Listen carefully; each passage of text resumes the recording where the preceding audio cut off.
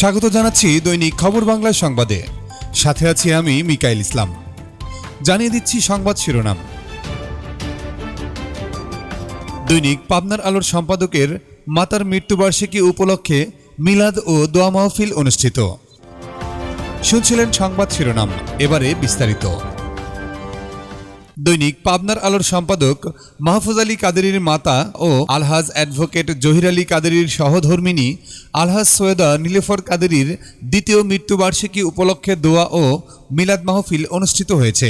শুক্রবার 12 সেপ্টেম্বর বাদ আসর পাবনা শহরের শালগাড়িয়াস্থ নিজ বাসভবনে এ মাহফিলের আয়োজন করা হয়। আয়োজিত দোয়া ও মিলাদ মাহফিলে আত্মীয় স্বজন, এলাকার ধর্মপ্রাণ মুসলমান সহ শহরের বিভিন্ন এতিমখানা ও মাদ্রাসার শিক্ষার্থীরা অংশগ্রহণ করেন। মিলাদ মাহফিলে মাদ্রাসার শিক্ষার্থীদের দিয়ে মরহুমার আত্মার মাগফিরাত কামনায় কোরআন খতম করানো হয়। মাহফিলে জান্নাতুল ফেরদাউস মসজিদের পেশ ইমাম হাফেজ মাওলানা আলহাজ আক্তার হোসেন ইসলামিক আলোচনা করেন। তিনি আলহাজ সৈয়দা নীলুফার কাদেরীকে ধর্মপ্রাণ ও দানশীল নারী হিসেবে উল্লেখ করে বলেন, জীবদ্দশায় তিনি নিয়মিত মসজিদ, মাদ্রাসা ও এতিমখানায় দান করতেন এবং বিভিন্ন জনকল্যাণমূলক কর্মকাণ্ডে সক্রিয়ভাবে অংশ নিতেন।